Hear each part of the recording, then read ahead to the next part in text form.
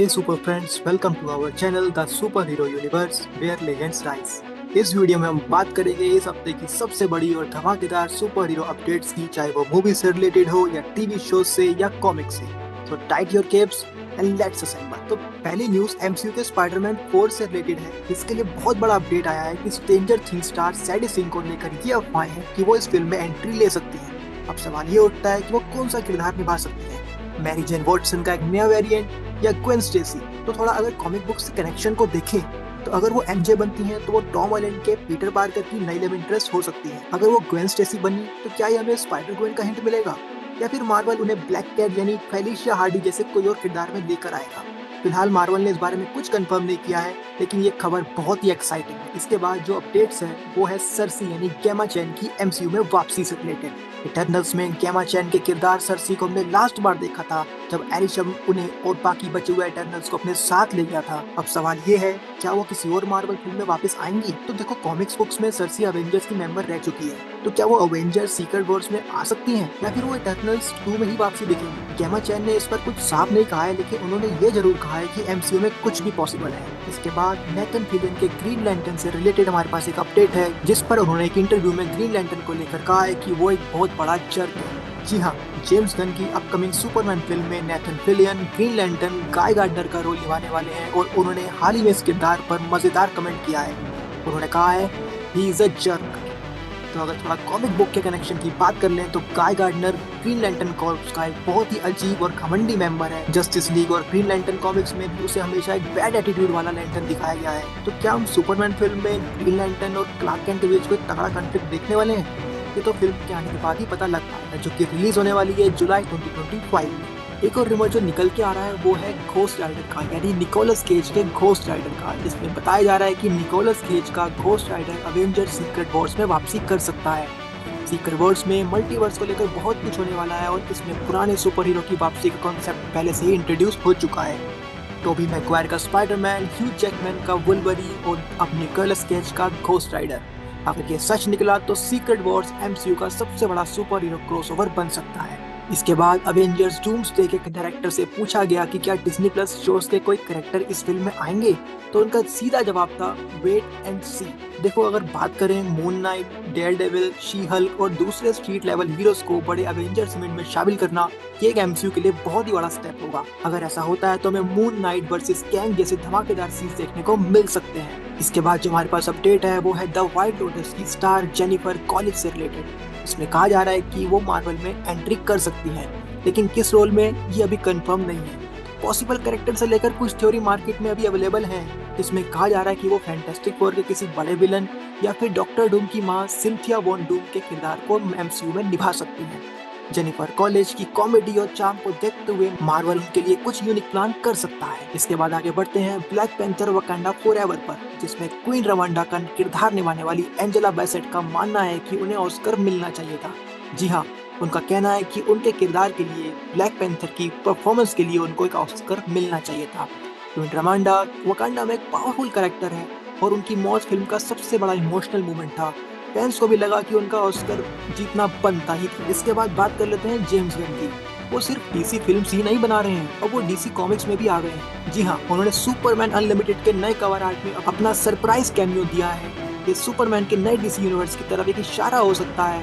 Gun पहले ही Batman, green lantern और दूसरे सुपर हीरोज पर काम कर रहे हैं। इसके बाद उनको बताया गया बैटमैन निंजा 2 से रिलेटेड एक नया अपडेट। इसमें डीसी का सबसे unique anime style Batman film Batman Ninja 2 की रिलीज डेट फाइनली अनाउंस हो गई है। ये डिजिटली 4K, UHD और ब्लू-रे पर आ रही है। पहली फिल्म में फ्यूडल जापान में बैटमैन की क्रेजी स्टोरी थी, और ये सीक्वल भी बहुत ही इंटरेस्टिंग होने वाला है। इसके बाद बात कर लेते हैं हॉलीवुड के लेजेंड जॉन माल्कोविच की, जिन्होंने बताया है कि उन्होंने पहले एमसीयू में काम करने से लेके मना कर दिया था, लेकिन अब वो फैंटास्टिक फोर का हिस्सा बनने जा रहे हैं। उनका इंक्लूजन एमसीयू के फैंटास्टिक फोर को और भी एपिक बना सकता है, क्योंकि वो बहुत ही उम्दा और शानदार एक्टर है। एक बार फिर से बात कर लेते हैं डीसी यूनिवर्स की। डीसीयू में एक और बैटमैन विलन की एंट्री कंफर्म हो चुकी है। क्लेफेस के स्टैंड अलोन मूवी को अब अपना डायरेक्टर मिल चुका है और इस फिल्म को लेकर रूमर्स पहले से ही थे, लेकिन अभी ऑफिशियल हो गया है कि डीसी स्टूडियो इसे डेवलप कर रहा है। क्लेफेस बैटमैन के सबसे आइकॉनिक विलन में से एक है, जिसका शेप शिफ्टिंग एबिलिटी उसे बेहद खतरनाक बनाता है। ये कैरेक्टर पहले कई बार एनिमेटेड सीरीज और कॉमिक्स में दिख चुका है, लेकिन लाइव एक्शन अडेप्टेशन अब पहली बार होगा। तो देखो, रॉबर्ट पैटिंसन ने हाल ही में द बैटमैन 2 की डिले पर बात की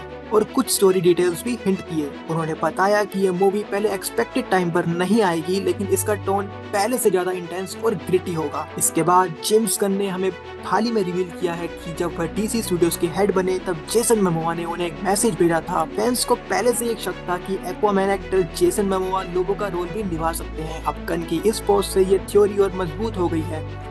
लोबो एक इंटरगैलेक्टिक बाउंटी हंटर है, जिसे फैंस लंबे समय से लाइव एक्शन एडेप्टेशन में देखना चाहते हैं। मोमोआ के लुक और एटीट्यूड को देखते हुए अब वे इस रोल के लिए परफेक्ट फिट हो सकते हैं। जेसन मोमोआ का लोगो हमको अगले साल आने वाली सुपर गर्ल की मूवी में देखने को मिलेगा। तो इसके बाद एक और सुपरमैन अपडेट्स है, जिसके लिए जेम्स गन ने बहुत ही बड़ा खुलासा किया है। जेम्स गन ने हाल ही में सुपरमैन मूवी से जुड़ी हुई 2 तस्वीरें शेयर की।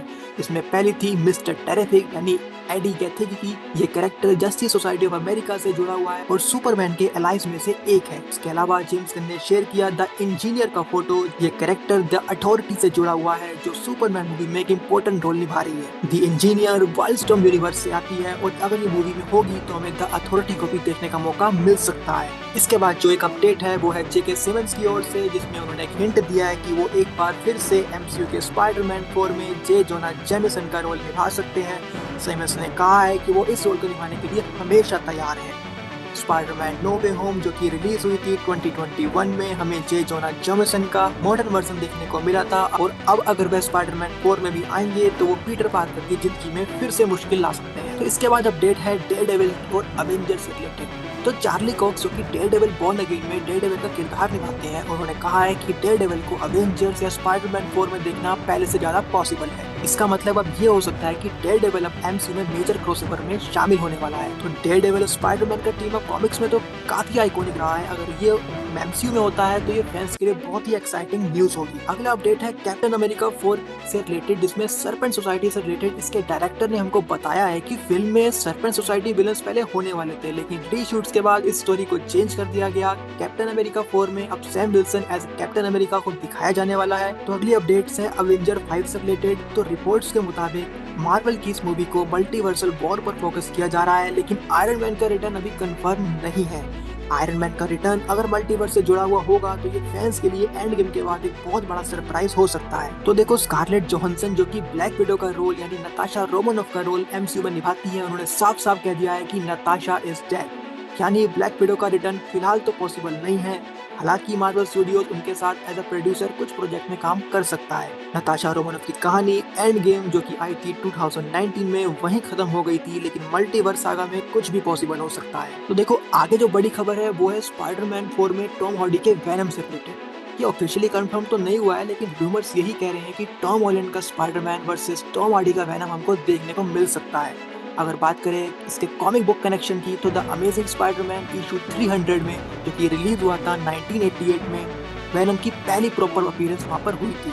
तब से लेकर आज तक स्पाइडरमैन वर्सेस वेनम का मुकाबला मार्वल फैंस के लिए एक लेजेंडरी ही रहा है। स्पाइडरमैन नो वे होम जो कि रिलीज हुई थी 2021 में, उसके पोस्ट क्रेडिट सीन में हमने देखा था कि वेनम यानी टॉम हार्डी का सिम्बियोट एमसीयू में एंटर कर गया था। अगर ये रूमर सही है तो इसका मतलब है कि सोनी और एमसीयू का बड़ा क्रॉसओवर होने वाला है। मतलब स्पाइडरमैन 4 सिर्फ छोटे मोटे विलन से नहीं बल्कि एक बड़े और कॉस्मिक लेवल खतरे से जुड़ेगा। वेनम सिम्बियोट, गॉड नल या कोई और बड़ा विलन इसमें हो सकता है। अब बात कर लेते हैं Robert Downey Junior as a Doctor Doom से रिलेटेड अपडेट के बारे में। तो ओल्ड स्कूल मार्वल फैंस के लिए ये खबर बहुत ही एक्साइटिंग है। ओरिजिनल डॉक्टर डूम एक्टर यानी जोसेफ कल्प ने कहा है कि अगर कभी रॉबर्ट डाउनी जूनियर को डॉक्टर डूम बनाया जाता है तो वो बहुत ही एक्स्ट्रा ऑर्डिनरी होंगे। डॉक्टर डूम यानी विक्टर वॉन डूम हमको पहली बार दिखा था फैंटास्टिक फोर इशू 5 में, जो कि रिलीज किया गया था 1962 में। वो मार्वल का सबसे आइकॉनिक विलन है, जो सिर्फ फैंटास्टिक फोर का नहीं बल्कि पूरे अवेंजर्स, एक्स-मैन और स्पाइडरमैन का भी दुश्मन रहा है। तो अगला अपडेट है अवेंजर्स सीक्रेट वॉर्स की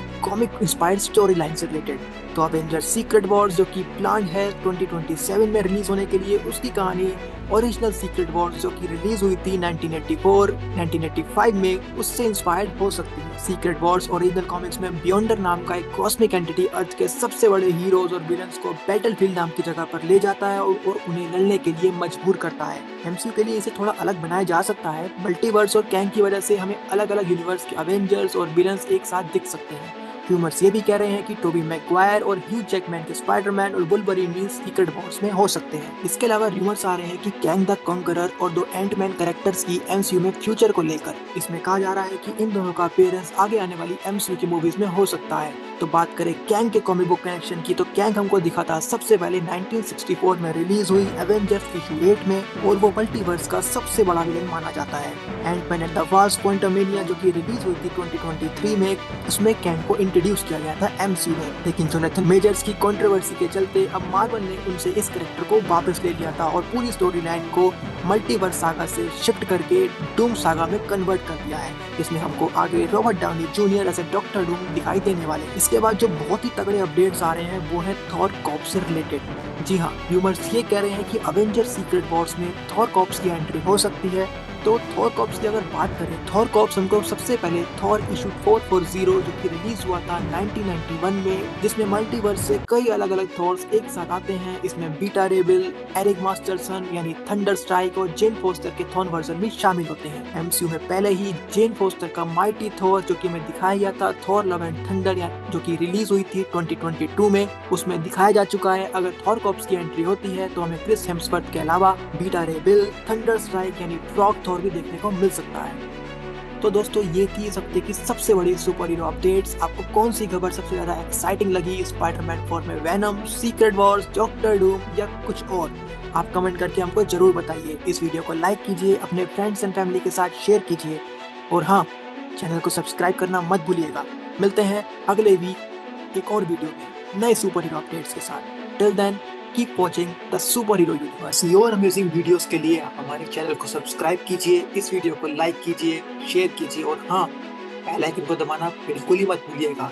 तब तक के लिए stay in the crew, we will get you on DC and MCU। Thank you very much, take care of yourself. Thank you.